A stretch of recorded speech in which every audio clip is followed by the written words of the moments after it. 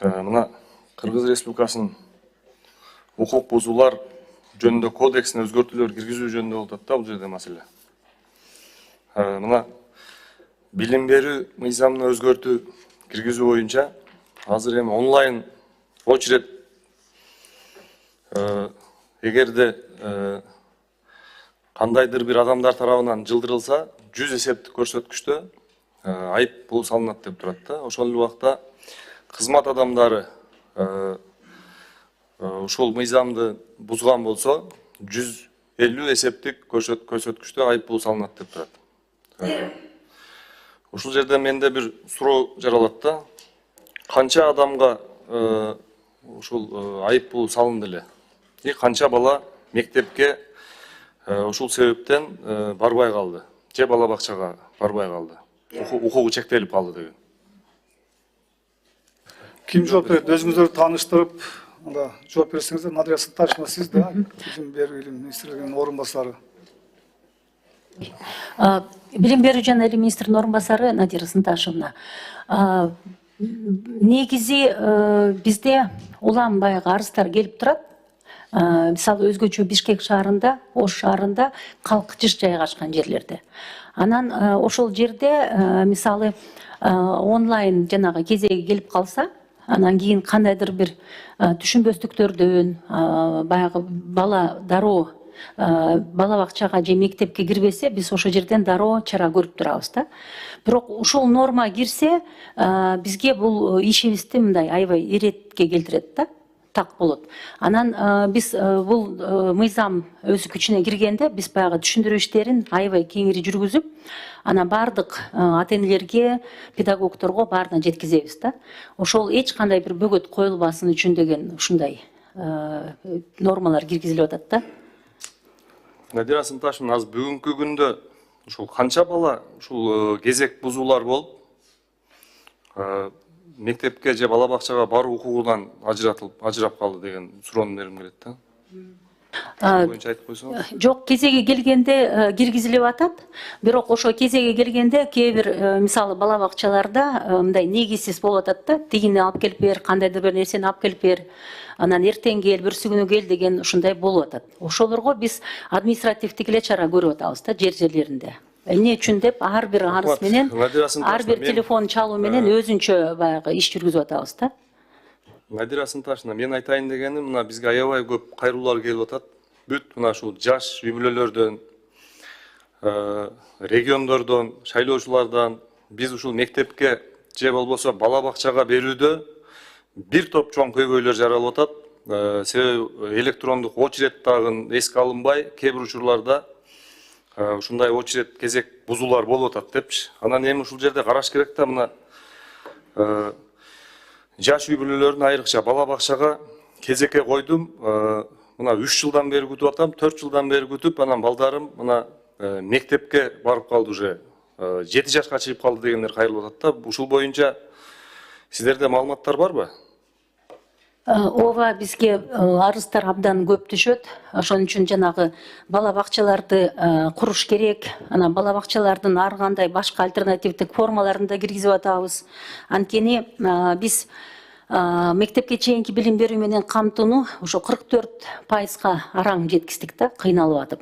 Анан ошон үчүн жанагы курулуш министрлиги менен дагы тыгыз иштеп атабыз, анан башка өнөктөштөр менен да иштеп атабыз. Анткени бизге чын эле Бакытбек Асамидинович туура айтып атасыз, өзгөчө жанагы эч кандай жеңилдиги жок үй бүлөлөргө абдан оор да.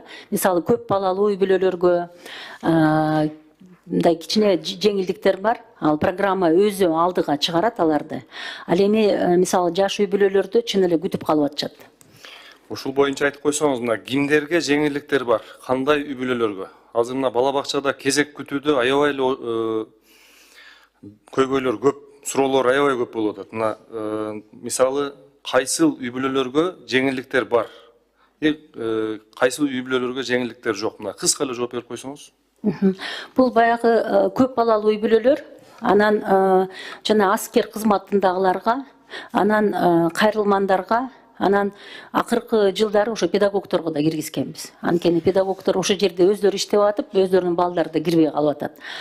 Бирок бул деле баягы көйгөйдү чечүүнүн жолу эмес. Мен ойлойм, көйгөйдү чечүүнүн жолу ошо көбүрөөк ошо мектепке чейинки билим берүүнү камтысак, көбүрөөк бала бакчаларды курсак эле бул өзү проблема жок болуп калмак. Рахмат. Дагы мына экинчи дагы бир маселе да. Ноокат шаарында өзүңүзгө жазып алсаңыз, Ленин көчөсү бүгүнкү күндө Тайлак көчөсү болуп өзгөрүптүр да. Анын жанында Крупская деген мектеп жайгашкан.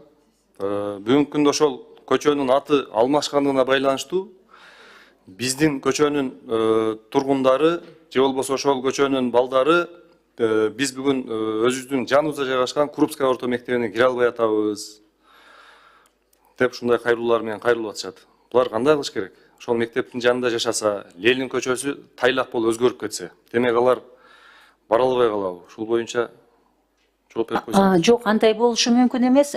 Биз жазып алдык. Азыр комитеттен чыккандан кийин эле дароо ошо байланышып, системага баарын туура киргизебиз. Рахмат. Бул боюнча сөзсүз түрдө мага кагаз жүзүндө да бир маалымат берип Жиберип коелу, койсоңуздар. Жооп Жооп берип койсоңуздар. Анан мына мектепке ремонтко керектелүүчү краска, щетка, акитаж дейбизби, бүт баары аябай жакшы сапаттуу алынып берилип атат дейт районо тарабынан. Ошол эле айыл өкмөттөр тарабынан. Бирок уста акысы каралган эмес дейт да. Мектепте иштеген мугалимдер, эжекелер биз эмне устабызбы же биз өзүбүз краскалашыбыз керекпи? Ушул мыйзамда кандай каралган? Ким актап сырдаш керек деген суроолорду берип атышат.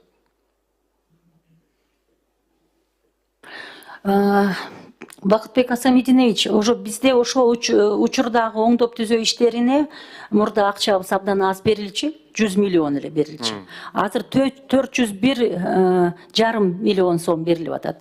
Анан сиз айткан ошо көйгөйдү азыр иштеп атабыз, тетиги эмки жайында келет да кайра учурдагы оңдоп түзөө иштери. Ошон үчүн жергиликтүү бийлик менен баары менен иштеп атабыз. Анткени туура айтып атасыз, мектепте мугалимдер, анан жанагы чарба менен алектенген адамдарыбыз, штаттык бирдиктерибиз абдан аз эле да. Ошон үчүн муну жергиликтүү бийлик менен биргеликте азыр талкуулап атабыз. Кандайча ушул көйгөйдү чечсек деп. Суроома жакшы түшүнбөй калдыңыз окшойт. Мына мугалимдерге сиздер ошол краска, щетка, акитаж бүт баарын алып берип атасыздар. Бирок ремонтту мугалимдер өздөрү жазып атышат да.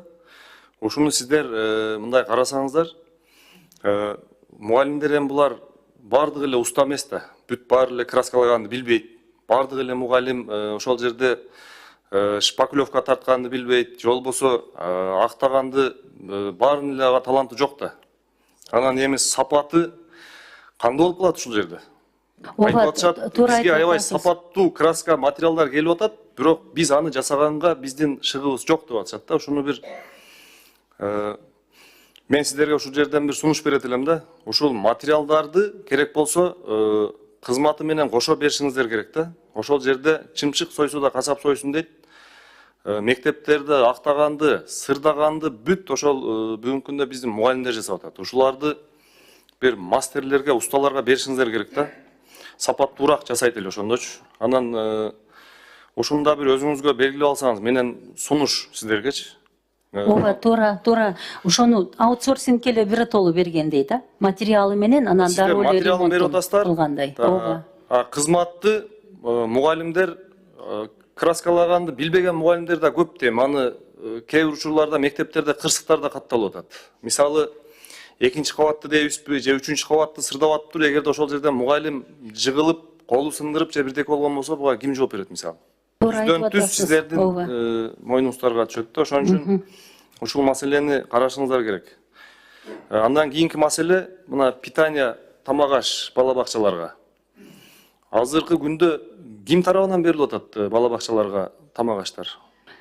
Азыркы учурда бул жергиликтүү бийлик, ата-энелер, анан мыйзам менен мындай баягы мыйзам аркылуу чектелбеген башка булактар. Азыр мына жергиликтүү бийлик тарабынан берилип атат деп сиз туура эмес жооп берип атасыз да. Жергиликтүү бийлик тарабынан 2023 жыл августта мыйзам чыккан, 2024 11 августта күчүнө кирген. өзүңүзгө жазып алсаңыз болот. Жергиликтүү бийлик, айыл өкмөт, шаарлар тарабынан бүгүнкү күндө тамак ашка акча бөлүнбөйт бала бакчаларгачы. Ата энелер тарабынан чогултулуп берилет.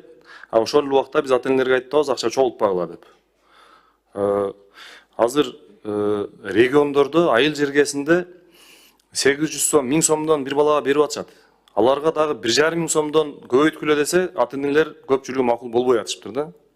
Ушул боюнча bir карап, bir чарасын көрсөңүздөр. Сиздерге мен тапшырма катары эле айтып кетем. Өзүңүзгө жазып алсаңыз. Дагы бир айтып кетчү маселе, мына мектеп бала бакчаларга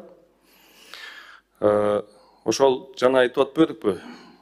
Тендер конкурс боюнча ошол жанагы берилген мына ремонттон сырткары бул күнүмдүк жанагы кагаз, ручка, степлер, журнал, лампочка, тряпка, мила жана башка ушул нерселерге жана ошондой эле мына компьютердин ремонту, картридж ушуларга мына сентябрда мисалы окуу жылы башталса, алар сентябрь, октябрь, ноябрга чейин албай атышат дагы, жылдын аягында тендер өткөрүп атасыздар да. Ошол эле убакта ал тряпка, ушул айтылган керектүү кагаз, степлер, журналдарды алар өздөрүнүн жанынан алып атышыптыр. Бул жерде биздин тендер бүгүнкү күндө конкурс деп коебуз. Конкурстардын мындай айтканда мыйзам бузулуп атат да. Алар өздөрүнүн чөнтөгүнөн алып коротуп атышат. Тендерди сиздер 3 ай, 4 айдан өткөрүп туруп, анан мындай фиктивный эле өткөрүп туруп, кайра тигин акчасын обналичип чыгарып берип коюп атасыздар да. Ушул жөнүндө сизде маалыматыңыз барбы? Бактыбек Асанбединович, биз деген ар бир район шаарга Бишкектен тышкары, Бишкекти өзү мэрия каржылайт. Биз болсо ушул чарба канцелярдык буюмдардын чыгымдарын бөлүп беребиз. Анан район, ар бир район шаар өз убагында өздөрү тендерди өткөрүш керек да, анан камсыздап бериш керек ар бир мектепти. Рахмат. Мына мисалы азыр биз март айында турабыз да. Январь, февральга азыр сиздер ушул аталган каражаттарды бердиңиздерби мектептерге? Ооба, биз бөлүп бердик. Анан алар өз учурунда жанагы сиз айтып аткан конкурстарды өткөрүп коюш керек да. Мына азыр сиз дагы туура эмес маалымат берип атасыз да, ушуну бир тактап жазып алсаңыз өзүңүзгө дагы. Азыр январь, февраль, мартка бүт мугалимдер өзүнүн чөнтөгүнөн, өз каражатынан алып атышат. Сиздер пока тендер өткөрө элексиздер. 2025 жыл январь, февраль, март айына сиздер тараптан эч нерсе бериле элек.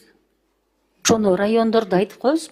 Мен дароо текшере коелу. Кыргызстан боюнча эле эмне үчүн ачылган, финансирование ачылган, эмнеге бербей жатышат, кызык.